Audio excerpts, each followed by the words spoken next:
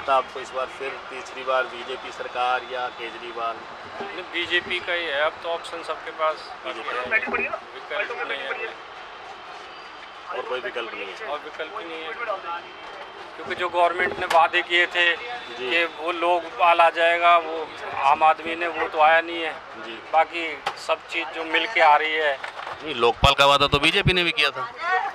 तो उसमें कुछ है ना, उन्होंने दिया है कुछ, लोकपाल के अंदर आया है जो उनके अंदर था, उन्होंने लोकपाल के लिए कुछ कहा है और वो मेरे ख्याल से है।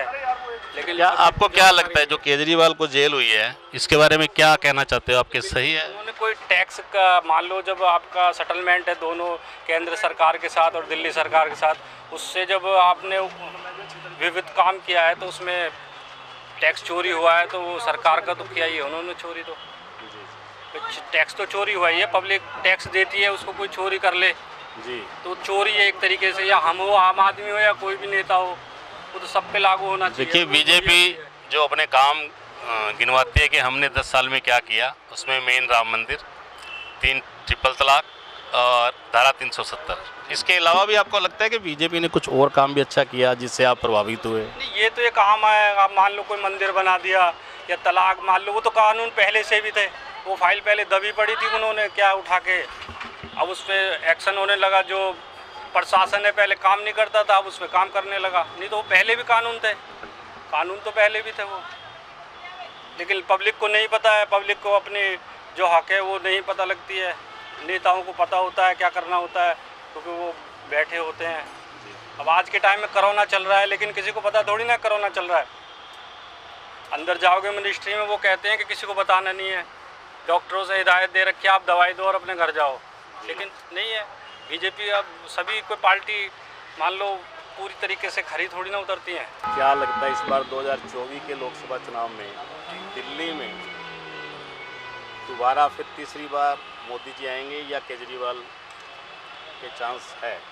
देखो जी, अब जो सिचुएशन बनी हुई है जी, इस हिसाब से हो सकता है इनको सिंपैथी मिल जाए। सिंपैथी मिल जाए। हाँ, क्योंकि हमारा जो वोटर है वो सिर्फ जो केजरीवाल के फेरी वेरी के धंधे के चक्कर में जी उसको बहुत ज़्यादा जो है लाइक करता है। जी लेकिन अब एक बहुत बड़ा घोटाला है जिसको दिल्ली को शराबी बनाने वाला या और भी कई बातें हैं, तो उसको नज़रअंदाज कर रहा है। लेकिन मेरे हिसाब से जो पढ़ा लिखा वर्ग है उसको सोच विचार के ही काम करना चाहिए। वैसे केजरीवाल जी के काम में कोई बुराई नहीं है, कुछ चीज़ें जो पहले नहीं थी वो अब हुई हैं, लेकिन उसमें कितनी पारदर्शिता है कितना नहीं है। लोकसभा चुनाव होने जा रहे हैं, 25 में बहुत नज़दीक है, 25 में अभी आई जा रही है। हर नेता लगा हुआ है। देखिए, आम पब्लिक को तो पिसना है, जी समझे। आपने कैमरा लेकर चलना है, इसने बेचारे ने कैमरा उठाना है, इन्होंने मैकेनिक है, मेरे अपनी मजदूरी है, जी वो हमें बेवकूफ़ बना के कुर्सियों में बैठ जाते हैं। हमारे लिए किसी ने कुछ करा हो तो अभी तक बताओ, किसी भी हुकूमत ने कुछ करके दिया है तो बताओ। तो लोग जैसे कि बीजेपी वाले कहते हैं कि हमने बहुत विकास किया है, बहुत काम किया है। बताओ, वो टीवी पे नाम बताया ना, टीवी पे किसके लिए क्या विकास किया, जैसे कि किसी मजदूर को कुछ दे दिया। देखिए, मेन 3 काम जो वो कहते हैं कि धारा 370 हटाई, उससे मुझे फायदा, आपको फायदा है? जी आपको फायदा हुआ कोई? मैं आपसे सवाल पूछता हूँ, आप मुझसे सवाल पूछ रहे हैं, आपको धारा 370 से फायदा हुआ? जी नहीं। फिर बताइए मुझे कैसे फायदा होगा? मैं कश्मीर जा रहा हूँ, आप कश्मीर जा रहे हैं, आम आदमी का फायदा नहीं। आम आदमी का फायदा है। 370 से मुझे फायदा क्या है? जी वहाँ के रहने वालों को फायदा होगा या नहीं होगा, ये वो बताएंगे। आम जनता से जाकर 370 के बारे में पूछना तो ये बेकार की बात है ना। एक राम मंदिर के लिए कि राम मंदिर पूछने अच्छा है, जिनके लिए बना है वो वहाँ जा रहे हैं, जिनके लिए नहीं बना है वो नहीं जा रहे हैं, सीधी सी बात है। राम मंदिर इन्होंने बनवाया, ये क्लियर कहें कि राम मंदिर इन्होंने बनवाया है या राम मंदिर कोर्ट ने बनवाया है। ये मुस्लिम कम्युनिटी की शराफत है कि वो फैसला आने के बाद मुखालफत में कोई नहीं उतरा। या बताइए किसी एक फर्द ने मुखालफत की हो कि साहब राम मंदिर नहीं बनना चाहिए? बाबरी मस्जिद टूटी जब बर्दाश्त किया, राम मंदिर बना जब बर्दाश्त किया, अब बन गया तब हमारी आस्था भी है। आप बात कर रहे हैं मुझसे, मैं बात कर रहा हूँ अपने आप से। हिंदू मुस्लिम का सवाल है, आपके मन में आता है कभी कि मैं मुसलमान से सवाल ना करूं? नहीं, हम लोग भी जात पात में कोई विश्वास नहीं रखते और बहुत से मुस्लिम हमें मिलते हैं और बात करते हैं तो धारणा तो ये डाल रहे हैं ना। आप बताइए बीजेपी के आने के बाद में हिंदू मुस्लिम बढ़ा या घटा? जी, क्या कहना चाहेंगे आप लोकसभा चुनाव 2024 के बारे में? निष्पक्ष जो भी हो। ये कहना चाहें जो सबको एक साथ लेकर चले उसको वोट देना चाहिए। जो जिसको देश नहीं मिला, सिर्फ एक स्टेट मिला हो, एक दिल्ली और एक पंजाब, और ये स्टेट को ही तोड़ने में लग गया है, धर्म की राजनीति कर रहा है, तो इसको वोट देने से कोई मतलब नहीं। जो एक साथ लेकर चले उसको वोट। तो धर्म की राजनीति कौन कर रहा है आपके हिसाब से? केजरीवाल? केजरीवाल तोड़ने की राजनीति कर रहा है। आप ये देखिए ना, स्कूलों में देखिए क्या रखा है। अब जब आप देखें तब तक देखिए ये तो तोड़ की राजनीति चल रही बीजेपी भी देखिए, जितनी भी स्पीच हमने मोदी जी की सुनी, आपने भी सुनी होगी। मैं ये नहीं रहा मोदी को वोट दो, मेरा कांग्रेस को वोट दो, बीजेपी को वोट दो, किसी को भी दो, वोट किसी को दो। इसको तो वोट देना मैं उचित नहीं मानता। वहाँ पे सुविधा ही नहीं है, कुछ तो वोट क्या बनेगा बताओ? सुविधाएं नहीं है, कोई सुविधा नहीं है, वोट बनाने की सुविधाएं नहीं है। बिल्कुल नहीं है। और यहाँ पे अभी मैं इंतजार कर रहा हूँ 410 का।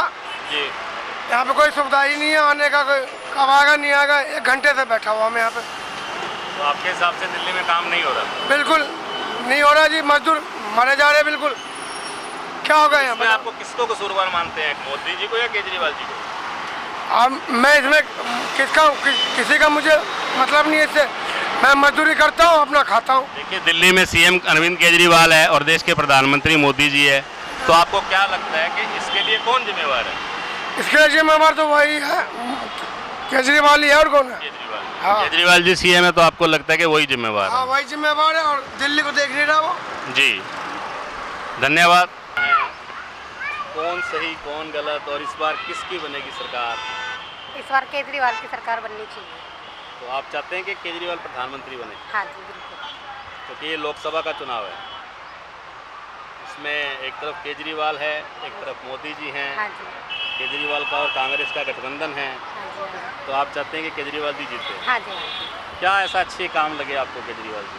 सर मुझे जब से मैं यहाँ दिल्ली में आई हूँ, मुझे उनकी मतलब उन्होंने गरीब लेडीज़ों के लिए, गरीब इंसानों के लिए, मतलब बच्चों के लिए EWS से फॉर्म निकलवाना, स्कूल से बच्चों की पढ़ाई, जो बच्चा जो ना पढ़ा पाए वो बच्चे को पढ़ा सकते हैं, ठीक है।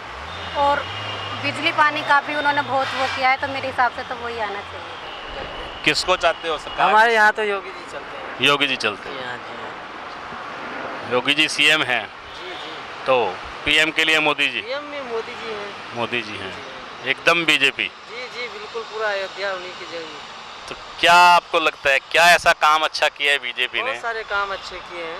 कोई बताइए काम। अरे राम मंदिर बनवा दिया, किसानों की खितौनी आती है 6,000 रुपये, जी, और गैस वगैरह दिए हैं। लेकिन किसान तो धरने पे बैठे हैं। कौन से किसान? कभी सब लोगों का आप नहीं शंभू आता। बॉर्डर पे आज भी जाके देखे हाँ हैं? जी हाँ जी। अब हमारे यहाँ पे आता है, हम लोग यही जानते हैं। जी। जी हाँ। चलिए देखो, ये किसान हैं यूपी के, अयोध्या से, और इनका मानना है कि 6,000 रुपया हमें मिल रहा है और अच्छा काम कर रहे हैं मोदी जी। क्या लग रहा है आपको इस बार? सर बीजेपी आएगी। बीजेपी आएगी? जी सर। तो क्यों ऐसा लगता है कि बीजेपी आएगी? अब कहते हैं, हम भी सुन रहे हैं कि जो महिलाएं के हिसाब से नहीं, मैं भी महिलाएं जो महिला वो बोलती है कि हमें वो इतनी सुविधा दे रहे हैं, तो इसलिए बोल रहे हैं कि मैं भी, जो मोदी जी सरकार इतनी सुविधा दे रही, इसलिए मतलब मैं भी सुन रहा हूँ कि वो बीजेपी ही आएगी। लेट महिलाओं को इतनी सुविधाएं दे रही वो कि हर चीज़ का यहाँ। क्या सुविधाएं, मतलब महिलाओं की सुविधाओं? अब बोल रहे हैं तो बिजली के बिल उन्हें, राशन कार्ड उनको फ्री दे रही, राशन कार्ड उनके नाम कर दिया, गैस सिलेंडर उन्हें नाम कर दिया। जी, आप कहाँ के रहने वाले हैं? दिल्ली गई हम। दिल्ली के ही हैं? कहाँ के रहने वाले? बाड़ा इंदौराव। पाड़गंज। क्या लग रहा है इस बार? तो जेल में से जीत जाएगा। जेल में है? जेल में से जीत जाएंगे? जेल में से जीत जाएगा केजरीवाल जी? क्यों ऐसा? ऐसा उसने काम ही ऐसा कर रखा, उसे बंद कर दिया खाली बिल्ली में। अच्छा, घोटाला सर आप किसी का वन ने करा, उसे बंद कर दिया। चलिए देखिए, ये सज्जन कह रहे हैं कि घोटाला किसी और ने किया और बंद केजरीवाल को किया। तो सिसोदिया बंद करा, सिसोदिया ने करा था, सिसोदिया बंद हो गया। जी, सत्येंद्र जैन को बंद कर दिया। तो वो तो इन्हीं की पार्टी का है ना? पार्टी तो है, मगर जिसने करा उसे तो जेल करोगे या मुझे फांसी करोगे? जी। जिसने क्राइम करा है वही तो बंद होगा। तो मोदी जी के बारे में क्या विचार नहीं, आपके? मोदी जी तो ऑल इंडिया रेडियो, वो कौन है उन्होंने रोक रहा। क्या लग रहा है आपको इस बार? सर देखो लग क्या रहा, हमने तो अभी से पहले भगवा पहन रखा है। अब उनको तो मोदी जी को तो कोई हरा नहीं सकता। रही बात अभी ये लोग कह रहे थे ना, वहाँ पर बात कर रहे थे कोई जेल में गया वो गया, हमें नेताओं के नाम तो पता नहीं। भाई ये है कि केजरीवाल, सिसोदिया, जो थोड़े बहुत नेताओं के नाम पता है जी। बाकी 2024 में मोदी जी को कोई नहीं हरा सकता। कोई नहीं। आपको पता है गुजरात में भी कोई एक सीट है जिसमें से अभी से ही घोषित कर दिया गया उन्हें, हाँ, सीएम पद पे ही घोषित कर दिया गया उन्हें। जी, जी, तो जी। सोचिए जो भी चुनाव की घोषणा लिस्ट निकली नहीं है, 4 जून आया नहीं है, उससे पहले ही जय जयकार हो जा रही है। बहुत से लोग तो ये कह रहे हैं कि जेब में मोबाइल तो आ गया है पर पैसे खत्म हो गए हैं, नोटबंदी, जीएसटी, व्यापार खत्म हो गया है। अब किससे पूछो किससे ना पूछो सर, अभी आपको है ना, मैं भिखारियों के पास भी ले जाऊंगा जिन रोडों पे जो बैठे हैं ना, जहाँ पे वो रहते हैं, उनके घर के गड्ढे खुदवा दूंगा, पेटी तो पेटी निकलेगी। नेहरू प्लेस के फ्लाईओवर के नीचे की बात बता रहा हूँ, सारे गरीब थे, भिखारी जो आज रोते थे हम गरीब है, जब उन्हें हटाया गया ना तो अपनी झुग्गियों के लिए नहीं रोए थे, वो जिस जमीन से हटाया था ना उस जमीन के लिए रोए थे, उसके नीचे इतने इतने पैसे निकले थे दबे हुए। क्या वो गरीब है? क्यों ऐसा लगता है कि 10 साल के बाद भी जो वर्किंग है नरेंद्र मोदी जी की एज अ प्राइम मिनिस्टर, वो वर्ल्ड में मेरे ख्याल सबसे बढ़िया है, उनसे अच्छी है, अभी तक एफिशिएंसी किसी ने नहीं दिखाई। लेकिन बहुत से लोग कह रहे हैं कि मोदी जी बयानबाजी जो कर रहे हैं, हिंदू मुस्लिम की राजनीति सर वो तो पॉलिटिक्स में हमेशा ही रहेगा, पहले भी था, जी। कभी ऐप भी नहीं था 1947 के बाद, कभी कांग्रेस ने भी नहीं किया, ऐसा भी नहीं है, उन्होंने भी रिलीजन्स को पूरा तरह उछाला है और पॉलिटिक्स में तो हमेशा उछलता ही रहा है। तो अगर मोदी जी ने भी किया तो कोई ऐसा नहीं किया, उन्होंने अगर आज हिंदुओं के लिए कुछ बोल दिया तो ऐसा कुछ नहीं है। चलिए, केजरीवाल जी के बारे में क्या विचार है आपके? सर उनको नाम लेने वाले बेकार है, मिडिल क्लास को सब कुछ ख़त्म किया उन्होंने। फ्री जो फ्री का खिलाने की आदत डालेगा देश के किसी भी कैटेगरी को, चाहे वो लोअर कैटेगरी है चाहे मिडिल कैटेगरी है, मेरे हिसाब से वो फ्री का खिलाना बहुत गलत है। इंसान मेहनत करनी छोड़ देगा तो वो कंट्री बढ़ेगी कैसे? एक बात बताएं जी बहुत अच्छी बात आपने कही, मैं भी इस बात से सहमत नहीं हूँ जी कि फ्री का खाना दिया जाए या फ्री की रोटियाँ दी जाए। स्कूल और स्वास्थ्य में तो चलो वो काम अच्छा मानते हैं अगर किसी भी पार्टी ने किया है। जी तो बीजेपी ने भी घोषणा की थी एमपी में 1200 रुपये प्रति महिला को दिया जाएंगे, और अब मोदी जी भी बोल रहे हैं कि पूरे देश में लाइट फ्री होगी। तो ये नहीं लगती आपको कि रेवड़ी? देखिए वो रेवड़ी इलेक्शंस को देखते हुए बोल रहे हैं, और अगर एक पार्ट आप किसी को ऑब्लाइज करने के लिए दे भी देते हैं, तो जैसे हमारे साल में एक बर्थडे होता है उस तरह अगर एक गिफ्ट दे भी दिया तो कोई ऐसा बुरा नहीं है। बट ये तो नहीं है कि वो फ्री में बिठा के खिलाना सारे, जबकि केजरीवाल जी की तो अपनी कमिटमेंट्स पे ही नहीं स्टैंड किए कहीं पे भी डे 1 से। इतना यंग जनरेशन उनके साथ हो के भी और उन्होंने इतने अच्छी तरह से ला के भी अपने ही लोगों को धोखा दिया, तो बाकी पब्लिक की तो बहुत दूर की बात है कि वो क्या सोचेंगे। आज वो तो कहता मैं कोई गाड़ी भी नहीं लूँगा, मैं कोई बंगला नहीं लूँगा, कुछ नहीं लूँगा, और आज वो सब कुछ यूज़ किया उन्होंने, और उन्होंने पब्लिक का ही पैसा यूज़ किया हमारा। मैं इसी बात का आपका जवाब देता हूँ। पीछे में सज्जन से एक बात कर रहा था, तो वो कह रहे हैं प्रधानमंत्री जी दिन में 4 बार कपड़े बदलते हैं, सुबह नीला फिर पीला फिर सफ़ेद, 10-10 लाख के सूट। तो अगर केजरीवाल ने घर बना लिया तो उसमें क्या बुराई है? सर एक चीज़ बता दूँ, अगर हम 12 आदमी की भी टीम होगी तो हमारा जो लीडर होगा, हम लीडर को अलग ही नज़र से देखना चाहेंगे। अगर हमारा आर्मी है तो उसमें सोल्जर और कमांडर की ड्रेस में भी फ़र्क है ना। तो अगर एक आदमी जो देश को रिप्रेजेंट कर रहा है वो क्या ड्रेसअप नहीं होगा, आज वो अगर गलत या मैले कपड़ों में कहीं खड़ा होकर अपनी आइडेंटिटी दिखाएगा तो देश के लिए क्या स्टैंड करेगा? स्टैंड तो वही करेगा जो शेर की तरह दिखे और जैसे वो दिख रहे हैं। अगर वो अपना अच्छा कपड़ा पहन रहे हैं, अच्छी अपनी लुक दिखा रहे हैं, तो दहशत तो सारे वर्ल्ड को है ना उनसे। धन्यवाद, थैंक यू। तो ये सज्जन थे हमारे साथ जो बहुत तहे दिल से चाहते हैं कि बीजेपी की सरकार आए और मोदी जी प्रधानमंत्री बने। हमने इनसे सवाल जवाब किए और बड़े इन्होंने उत्तर भी दिए, और हमें अच्छा लगा कि देश के ऐसे ही युवा ऐसे ही हो और भविष्य में ऐसा ही चले। जो विकास करे वो आए। कौन विकास कर रहा है आपके साथ? जो करेगा, जो यूथ के साथ खड़ा है, यंग जनरेशन को प्रमोट कर रहा है, सहारा दे रहा है, उसे आना चाहिए। फिर भी कौन, आपको क्या लगता है कि कौन कर रहा है? आपका इशारा केजरीवाल की तरफ है या मोदी जी की तरफ है या राहुल गांधी की तरफ है? फिलहाल तो राहुल गांधी की तरफ है। राहुल गांधी कुछ कराई वो बोल रहे देखिए, एक सज्जन कह रहे हैं कि राहुल गांधी है और एक कह रहे हैं कि राहुल गांधी ने कुछ किया ही नहीं है। सर मैं आप क्या किया? यंग रहेगा ये बता दीजिए। राहुल गांधी यंग कब तक रहेगा ये नहीं समझ। बस जी, चलिए मैं काउंटर क्वेश्चन आपसे कर रहा हूँ कि राहुल गांधी कभी देश के प्रधानमंत्री रहे नहीं, तो कैसे आप जज कर सकते हैं कि वो आप अच्छे एक होंगे या बात बुरे होंगे? 70 साल क्या आपने कभी सोचा था कि देश के प्रधानमंत्री मोदी जी होंगे? 70 साल इन्होंने राज करा कांग्रेस ने, जी क्या करके दिखाया। देखिए, पहले तो मैं आपको ये बता दूं कि 1947 में भारत आज़ाद हुआ था और उसको अभी 77 साल हुए हैं आज़ाद हुए हुए। तो 6 साल पहले अटल बिहारी जी की सरकार रही, 10 साल बीजेपी के हो गए, 2.5 साल बीच में मोरारजी देसाई रहे। तो कांग्रेस ने 70 साल राज नहीं किया, 52 साल राज किया है। और तो भी करा तो सही ना जी और जो काम इसने करके दिखाया बीजेपी ने इस टाइम, जी, तो किसी ने करके नहीं दिखाया। तो इससे पहले कोई काम नहीं होता था। ये लाया राम मंदिर को, ये लाया जी, जगह जगह मंदिर ये खुलवा रहा है। अब इससे ज़्यादा क्या चाहोगे कि जान लोगे क्या? देखिए, मंदिर तो हिंदुस्तान में हर 10 किलोमीटर पे एक है। अगर आप मंदिर की बात करें, हर 10 किलोमीटर पे एक मंदिर है। मंदिर थे, मस्जिद बना दी थी। इसका भला मंदिर से होगा या यूनिवर्सिटी से होगा या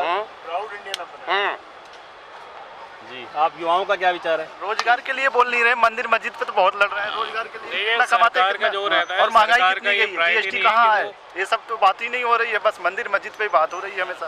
जी, देखिए, ये युवा मेरे साथ हैं और बहुत अच्छी बात इन्होंने कही है कि कोई भी, चाहे मोदी जी हो या और पार्टियां भी हो, तो वो मंदिर मस्जिद पे ही चुनाव लड़ा जा रहा है। बेरोजगारी, महंगाई, इन सब चीज़ों पे इलेक्शन का मुद्दा गौन हो गया है। जीडीपी पे कोई बात नहीं हो रही, कहीं भी कहीं दूर दूर तक जीडीपी पे कोई बात ही नहीं करने को। बस मुद्दा वही मंदिर और मस्जिद पे। चुनाव आता तो मंदिर मस्जिद पे ही होता है, हिंदू मुसलमान होता है।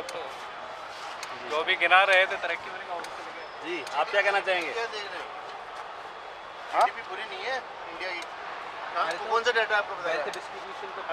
जी, एक बात बताओ ना, आइए यहाँ पे आके अभी अदानी जी खड़े हो जाएं तो क्या होगा?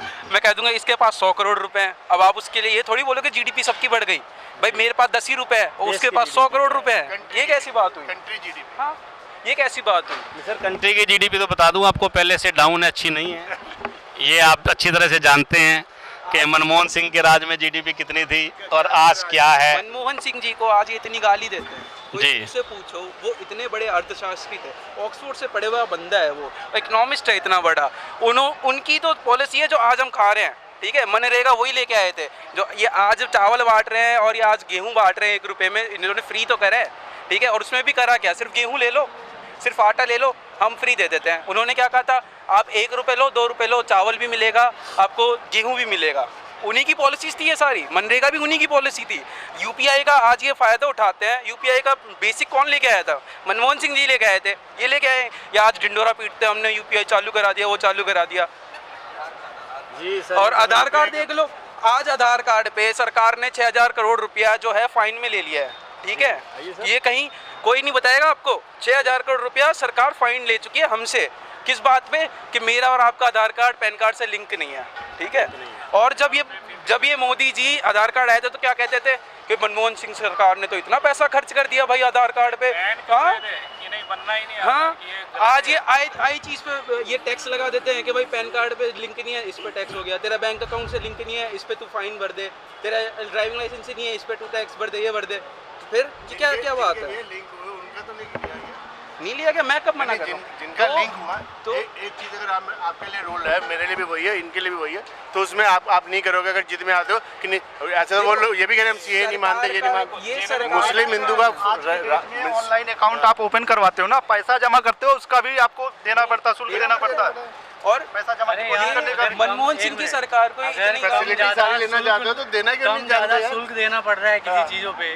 सर्विसेज भी तो उसी तरह की सर्विसेज भी तो वही ले रहे हो, कहाँ से पहुँच रहे हो? कहाँ सर्विसेज नहीं मिल रही जो आपकी वजह से बाकियों को सरकारी बैंक में पैसा जमा करते कौन सा पैसा जो करता है? फ्री की बिजली खा रहे हैं वो कहाँ से खा रहे हैं? हम ही लोगों के पैसे इस टैक्स समय से खा रहे हैं। ग्लोबली देखिए रिसेशन चल रहा है, जीडीपी डाउन है। सारा भारत वर्ल्ड की ही जीडीपी down तो बढ़ी है ऊपर।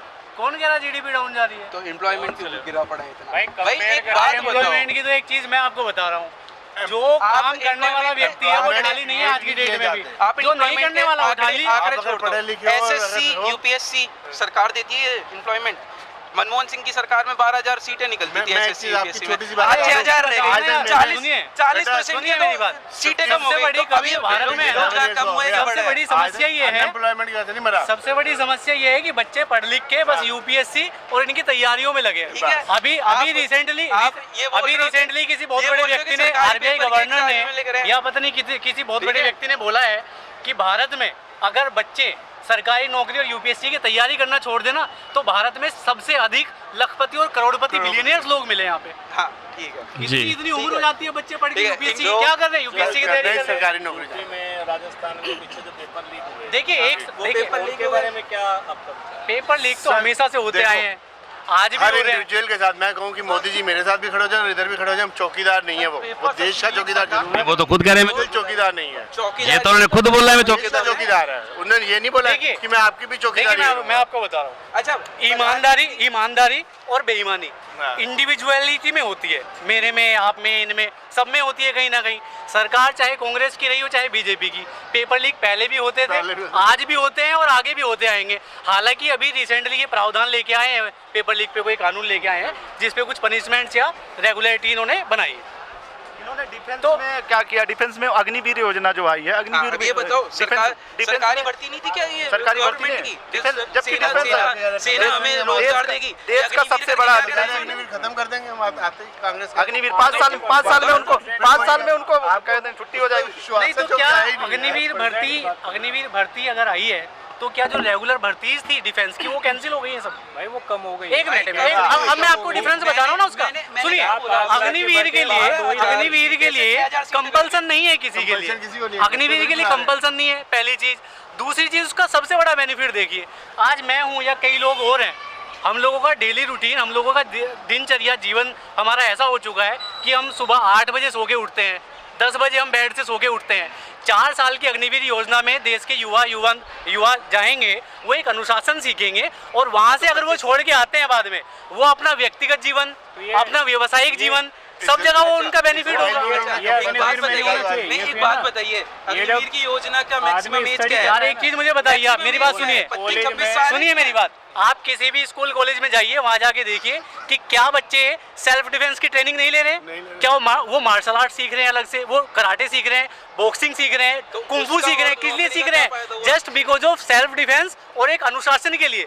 तो अग्निवीर तो आप 4 साल 5 साल गए, आपको अर्निंग भी हो रही है और आपको एक अच्छा बैकअप मिल रहा है। अग्निवीर का मैक्सिमम एज 25 साल है अंकल जी, ठीक है? ठीक है, नहीं अब आप मेरी बात सुनिए, 18 साल से 25 साल के बीच में मैं अग्निवीर भर सकता हूँ। मैं 4 साल अग्निवीर में बेकार करके आ गया, मेरे को वहाँ से बाहर निकाल दिया, मेरे को किसी कंपनी ने लिया नहीं, किसी कंपनी ने, या मेरे को नौकरी नहीं मिली, तो फिर सरकार देगी। अब उस 4 साल में मैं कोई डिग्री करता, अगर मैं उस 4 साल में कोई डिग्री करता या कोई सरकारी पेपर की नौकरी करता, बात का जवाब दे रहा हूँ। एक 12वीं यहाँ नेहरू प्लेस मार्केट में ही आपको 8वीं पढ़े लिखे से लेके ग्रेजुएट पोस्ट ग्रेजुएट तक बंदे मिल जाएंगे काम करते हुए। तो जो अग्निवीर करके आ रहा है 4 साल, यही तो सरकार की कमी है कि पोस्ट ग्रेजुएट भी नौकरी कर रहा है 10-10 हजार की, यही तो समझाना चाह रहे हैं हम आपको। पोस्ट ग्रेजुएट 10,000 की नौकरी नहीं कर रहा है, जब पोस्ट ग्रेजुएट भी 10-15 हजार की नौकरी कर रहा है, it all depends on skill talent, it all depends on skill and talent. यही तो देश की परेशानी है। परेशानी नहीं है, स्किल और यही तो टैलेंट परेशानी है। यहाँ पे एमटेक करे हुए बंदे चपरासी की नौकरी के लिए पेपर देने जाते हैं, फिर क्या कहना चाहते हैं? सर बस यही है, सब टाइम बर्बाद कर रहे हैं अपना, और कुछ नहीं है बहस करके। क्या लग रहा है आपको सरकार? इस बार कांग्रेस आएगी, क्यों नहीं है? सहमत हो आप इनसे? इस बार कांग्रेस आएगी, टॉप के कांग्रेस तो नहीं आएगी। देखो कुछ भी कर लो, आएंगे तो मोदी जी। मोदी जी नहीं आएंगे, कुछ भी होगा, आएंगे तो मोदी जी। आप भी यही मिलेंगे, हम भी यही मिलेंगे। आएंगे तो मोदी जी, अभी महीना भर रुक लो, यही मिलेंगे हम सब। आ गए हैं। आइए बहन जी, आप भी हिस्सा लीजिए, आएंगे, कुछ भी हो, आएंगे मोदी जी। हर हर मोदी, घर घर मोदी। जी देखिए, अभी 2 महिलाएं बोल रही है हर हर मोदी, घर घर मोदी, और हमारे साथ नेहरू पैलेस में हम खड़े हैं और बीजेपी के जो चाहने वाले हैं वो अपने मुद्दे रख रहे हैं और जो सरकार से तंग है युवा वो अपने मुद्दे रख रहे हैं। एक पॉइंट मैं जरूर रखना चाहूँगा, भैया की बात को बड़ी करता हूँ, एम्प्लॉयमेंट वाली, ठीक है? 8 बजे सर एक चीज़ मैं भैया की बात को बड़ी करता हूँ, एम्प्लॉयमेंट वाली की। एम्प्लॉयमेंट जो है, एक तो मेरी ज़रूर इसे सवाल गई है नाराज़गी, पुरानी सरकारों से भी, वर्तमान से भी और आगे वाली से भी। जो एम्प्लॉयमेंट है वो हमारा मेट्रोपॉलिटन सिटीज़ तक ही क्यों सीमित रह गया है? जो हमारी टियर 2 टियर 3 सिटीज़ हैं, लाइक मेरठ, लखनऊ, कानपुर, मुरादाबाद या बाहर, वहाँ एम्प्लॉयमेंट मतलब सरकारी तो चीज़ ठीक है, एक प्राइवेट सेक्टर में जो बढ़ावा होना चाहिए वो नहीं है। लाइक आप पूरे साल का एक रिकॉर्ड उठाइए, मिनिस्ट्री ऑफ कॉर्पोरेट अफेयर्स में जो कंपनीज रजिस्टर हो रही हैं या स्टार्टअप्स आ रहे हैं, कुछ प्रावधान ऐसा होना चाहिए जो व्यक्ति जहाँ से बिलोंग कर रहा है जिस क्षेत्र से बिलोंग कर रहा है, जिस फील्ड में स्टार्टअप करना चाहता है, जब वो कंपनी रजिस्टर कराए तो कुछ प्रावधानों की भाई आपको दिल्ली में ही क्यों कंपनी रजिस्टर करनी है? आप लखनऊ में भी कर सकते हैं, आप मेरठ में भी कर सकते हैं, उसे थोड़ा सपोर्ट और बढ़ावा मिले ताकि टियर 2 सिटीज में एम्प्लॉयमेंट बढ़े। खुद बोल रहे हैं गवर्नमेंट के खिलाफ। अभी 10 मिनट पहले मेरे से क्या बोले थे कि सरकारी नौकरी का पेपर देना छोड़ दो तो लखपति बन जाऊंगा। अब कह रहे हैं कि सरकार मेरे को स्टार्टअप करने के लिए पैसा नहीं दे रही। नहीं गवर्नमेंट किसकी है वहाँ पर? मैंने सरकारी की बात नहीं कर रहा हूँ। 8 साल गवर्नमेंट यूपी में किसकी है? यूपी में बीजेपी की है। तो फिर सेटअप करे ना बीजेपी अपना। 8 साल गवर्नमेंट किसकी है? मैं वही कह रहा हूँ उनका। देखिए सरकार कोई भी आए एजुकेशन फ्री होनी चाहिए। जी देखिए, इन महिलाओं के मोदी सरकार ने 18 बहुत अच्छी बात कही है कि सरकार किसी भी आए लेकिन एजुकेशन फ्री होनी चाहिए। तो इस बात से हर आदमी सहमत होगा, क्योंकि अगर एजुकेशन बच्चा कोई भी प्राप्त करेगा तो देश में बेरोजगारी और ऐसी समस्याएं होगी नहीं। बहुत जरूरत है और एजुकेशन यहाँ पे बहुत मुश्किल से मिलते हैं।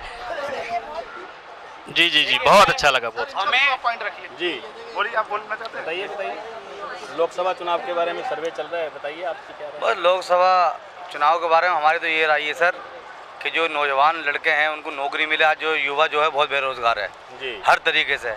और जो पिछली सरकारें रही हैं या आएंगी उनसे भी मैं ये निवेदन करता हूँ कि जो ये जुमले जो है ना, बातें जो वो जुमले में ना हो, हवा हवाई में ना हो, वो बातें जो है काम की हो। जैसे कि पिछले दौर में 15 करोड़ आपके खाते में आएंगे, 15 लाख सर सॉरी, और जो 2 करोड़ युवाओं को रोजगारी मिलेगी, 10 करोड़ नौकरी मिलेगी। ये मुद्दा सर देखो सर, ये जो सर जो हिंदू मुस्लिम का मुद्दा है ना हिंदू कहीं के हैं ना मुसलमान कहीं के हैं, ना हिंदू कहीं के हैं ना मुसलमान कहीं के हैं, हम दोनों यहीं रहते हैं, हम दोनों यहीं के हैं। ये तो बात की बात है। अगर हमें टाइम होगा, अगर हमको टाइम होगा तो हम जामा मस्जिद नमाज पढ़ने के लिए चले जाएंगे। आपको अगर टाइम होगा तो आप राम मंदिर चले जाएंगे। हमें जरूरत जो है वो रोजगारी की है, रोजगार की जरूरत है, युवा को रोजगार की जरूरत है। तो और हिंदू और मुस्लिम बाद में बंदा है, पहले भारतीय है, ठीक है। वो जो बैठा है ना मोदी, वो सबका प्रधानमंत्री है, सिर्फ हिंदुओं का प्रधानमंत्री भी नहीं है, हमारे मुसलमान भाइयों का भी प्रधानमंत्री है, हमारे जैनों का भी प्रधानमंत्री है, बुद्धि का भी। भाइयों को कुछ परेशानी दे रहे हैं क्या? अरे वो खड़े होके नहीं खड़े होके सबको सर देखिए, ऐसा है, अभी एक बयान आया था जी जी, ये बीजेपी से भाई साहब लाइक कर रहे हैं। मैं बता दूं, अभी पीछे आपने भी सुना होगा कि मोदी जी ने कहा कि अगर कांग्रेस या केजरीवाल की सरकार आती है तो हिंदू बहनों के मंगलसूत्र छीने जाएंगे। ये आपने बहुत से अच्छे से सुना होगा। आप मेरे को ये बता तो एक तरफ आपने भी कहा कि 60 साल सरकार। मैं इस बयान की जानकारी रखता नहीं हूँ तो मैं इस पे अभी कुछ बोलूंगा नहीं। ये बयान तो सबको ही पता है। एक तरफ 60 साल आप कह रहे हो कांग्रेस की सरकार रही है, आपसे मैं क्वेश्चन करता हूँ, तो कितनी बहनों के मंगलसूत्र छीनेंगे?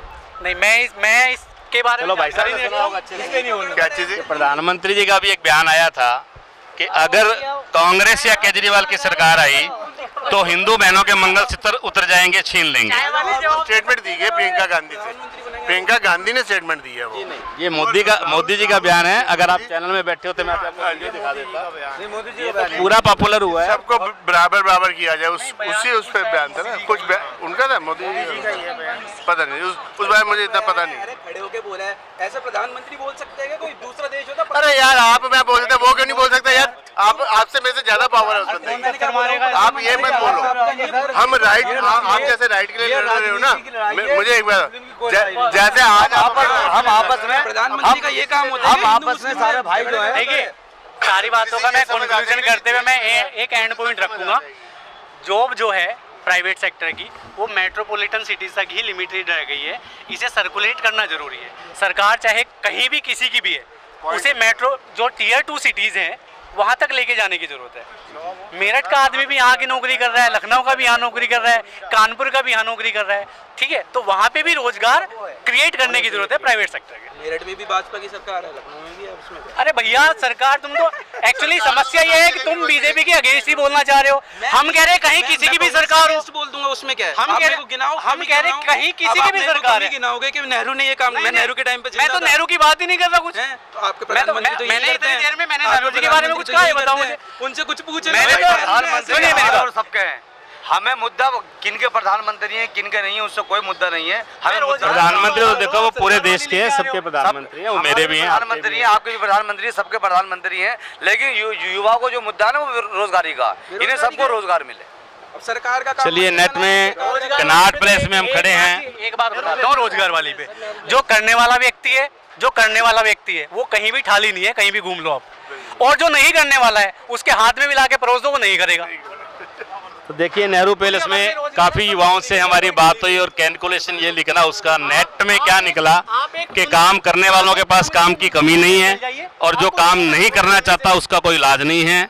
बीजेपी से समर्थित कुछ लोगों का ये कहना है और कांग्रेस और केजरीवाल के समर्थक है वो कह रहे हैं कि युवाओं को रोजगार दे।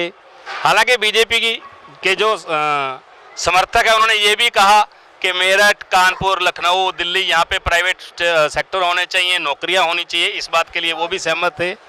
और नेट में यहाँ 50-50 जैसा माहौल हमें लग रहा है आज के दिन, लेकिन बीजेपी वाले कह रहे हैं बीजेपी जीत जाएगी और कांग्रेस वाले कह रहे हैं कांग्रेस जीत जाएगी। मंदिर बनाना होता ही नहीं है। क्यों मंदिर ही बनाया? 70 सालों में इतने स्कूल बने हैं। खुद ने कहा था आज अगर हम वोट डालने जाते हैं, इलेक्शन जो होते हैं वो कहाँ होते हैं? स्कूल कॉलेज बनाना होता है। बीजेपी ने कोई ऐसा काम किया जहाँ हम वोट डालने वहाँ जाए? क्या हम बता रहे हैं नहीं 70 साल चोरी कर ली, अब ना हाथ जोड़ करके काम करने दो। और ये ऊपर वाले ने भेजे हैं राम और लक्ष्मण, समझ लो कौन है। आपने वो बात 70 साल चोरी की, मोदी जी ने थोड़ी राम मंदिर बनाया, तो जनता ने हम सब ने मिलकर बनाया। बोलो जय श्री राम। राम मंदिर से क्या दिक्कत है? तुम भी बना लो अपना। जब बोला था तब नहीं कोई बोला। मंदिर जो है वो ट्रस्ट ने बनाया, सरकार ने कोई पैसा नहीं दिया उसमें। उससे तो पूरे इंडिया से गए हैं, किसी ने 100, किसी ने 1100, किसी ने 1000, सबने दिए। सबने हमने और आपने मंदिर बनाया कोई तो पैसा नहीं गया उसमें। प्रधानमंत्री मोदी के पोस्टर क्यों लगे हुए हैं? योगी आदित्यनाथ के पोस्टर क्यों लगे हुए क्यों ना लगे भैया? वो घर का प्रधान है, घर का मुखिया है। वो ये क्यों बता रहे हर रैली में कि मैंने बनाया प्रधानमंत्री ने राम मंदिर? हमें से राज नहीं है। छत्र छाया में होगा उसका लगेगा, पाकिस्तान का पोस्टर लगाएंगे वहाँ पर। देखो विपक्ष की क्या है, इससे पहले प्रधानमंत्री क्यों रहते थे वहाँ? इनकी दुकानें हो चुकी बंद। विपक्ष जितने भी है भाजपा को छोड़ के, मोदी को छोड़ के, इनके जो खा रहे थे ना, लूट रहे थे, घर भर रहे थे, जमीनें खरीद रहे हैं, होटल बना रहे हैं, वो कर रहे हैं, इनकी सबकी दुकानें हो चुकी बंद। मोदी की जहाँ तक आग जाएगी, जहाँ तक दिखाई देगा उसको, वहाँ तक कोई खा नहीं सकता। खाली वो देश के लिए ही सोचते हैं, खाली देश का ही हित उनके लिए सर्वोपरि है। वो देश से ऊपर कुछ नहीं सोचते। वो जहाँ तक उनकी आंख जाएगी, प्रधानमंत्री ना तो भारत को आज तक मिला ना शायद मिलेगा। और इसके बाद लोग रोएंगे। प्रधानमंत्री जब से चला जाएगा इसके बाद लोग रोएंगे, माथा पकड़ के रोएंगे कि हमने ऐसा आदमी खो दिया, अगर नहीं आएगा मोदी। चलिए देखिए बीजेपी समर्थक कह रहे हैं कि ऐसा प्रधानमंत्री ना हुआ। नहीं, बीजेपी और भारत के समर्थक है, भारत के समर्थक, बीजेपी के समर्थक जो भी कह लो कि ऐसा प्रधानमंत्री ना हुआ ना होगा। और वहीं कुछ लोग जो युवा हमारे साथी खड़े हैं उनका कहना है कि हमें ऐसा प्रधानमंत्री चाहिए भी नहीं। तो अलग अलग विचार, अलग अलग मतभेद नेहरू पैलेस से लाइव आप देख रहे हैं।